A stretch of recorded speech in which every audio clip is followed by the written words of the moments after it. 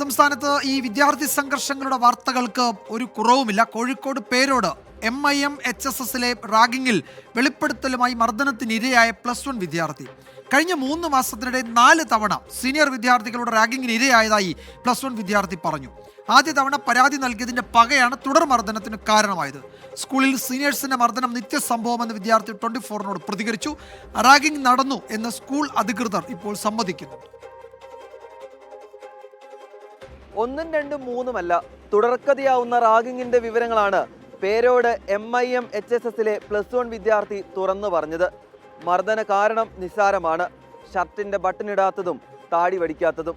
3 മാസം മുമ്പാണ് പേരോട് MIM-HSSലെ +1 വിദ്യാർത്ഥി ആദ്യമായി +2 വിദ്യാർത്ഥികളുടെ റാഗിങ്ങിനിരയാകുന്നത്. പോലീസിൽ നൽകിയ പരാതിയിൽ കേസെടുത്തിരുന്നു. എന്നാൽ PTA കമ്മിറ്റിയും മാതാപിതാക്കളും ഇടപെട്ട് ഒത്തുതീർപ്പാക്കി. പക്ഷേ സീനിയർ വിദ്യാർത്ഥികളുടെ പകയ്ക്ക് ഇത് കാരണമായി. ഭക്ഷണം കഴിക്കാൻ പോയാലേ ഭക്ഷണം കഴിക്കുന്നതിന് എനിക്കെല്ലാം എന്തോ പറയാനുള്ളതെന്ന് പറഞ്ഞിട്ട് ഒരുത്തം കാര്യം വന്നിട്ട് അടിച്ചിട്ട് അങ്ങ് പോയി ഭക്ഷണം കഴിക്കുന്നതിൻ്റെ അടുത്തുനിന്ന്. ആ കേസെല്ലാം കൊടുത്ത് പിന്നെ അത് നാട്ടുകാർ മാധ്യമം പറഞ്ഞ അങ്ങ് തുറന്നു വയ്ക്കി. സ്കൂൾ ക്യാമ്പസിനുള്ളിൽ വെച്ചും ചെറുതും വലുതുമായ മർദ്ദനങ്ങളുണ്ടായി. ഭീഷണിയുള്ളതിനാൽ മാതാപിതാക്കളോട് പറഞ്ഞില്ലെന്നും വിദ്യാർത്ഥി പറയുന്നു. നീ കൊടുക്കിട്ടെന്ന് പറഞ്ഞു. ഞാൻ കൊടുക്കിട്ടില്ല പറഞ്ഞു. എൻ്റെ ബട്ടൺസല്ല ഞാൻ കറിയിടുന്നതെന്ന് പറഞ്ഞു.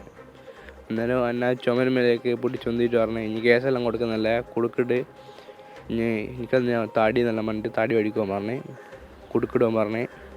പിന്നെ മുഖത്തിട്ട് കുത്ത് അടിക്കുകയെല്ലാം ചെയ്ത് ഓരോരുത്തർ. ഇവിടെ ഒരു ബീക്കലുണ്ടായിരുന്നു. പിന്നെ കേസ് കൊടുക്കാത്തതിന് മുമ്പ് സ്കൂളിൽ ഉള്ളുന്നുണ്ടായിട്ടുണ്ട് ഓരോരുത്തർ ബട്ടൺസ് ഇടുന്നെല്ലാം പറഞ്ഞിട്ട്. കഴിഞ്ഞ മാസം 17-ന് +2 വിദ്യാർത്ഥികൾ ചേർന്ന് വളഞ്ഞിട്ട് ആക്രമിച്ച് വിദ്യാർത്ഥിയുടെ കർണപടം തകർത്തു. ഈ കേസിൽ 4 പേരെ പ്രതി ചേർത്ത് അന്വേഷണം നടക്കുകയാണ്. ഇതിന്റെ CCTV ദൃശ്യങ്ങൾ പുറത്തു വന്നു.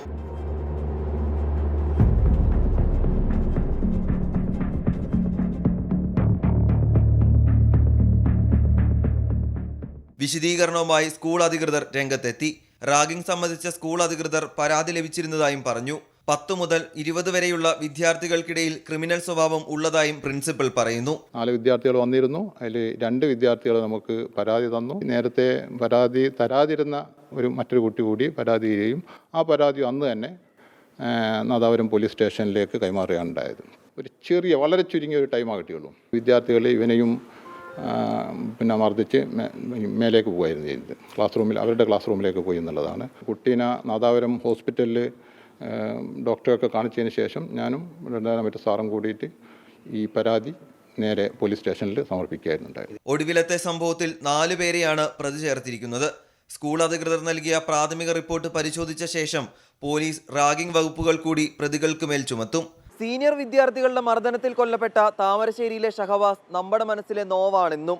അതിനിടയിലാണ് മറ്റൊരു സംഭവം കൂടി. പ്രായപൂർത്തിയാകാത്തതിനാൽ എന്തും ചെയ്യാമെന്ന വിദ്യാർത്ഥികളുടെ ധാരണയാണ് എല്ലാത്തിനും കാരണം. രാഹുൽ സുരേഷ്, 24 കോഴിക്കോട്.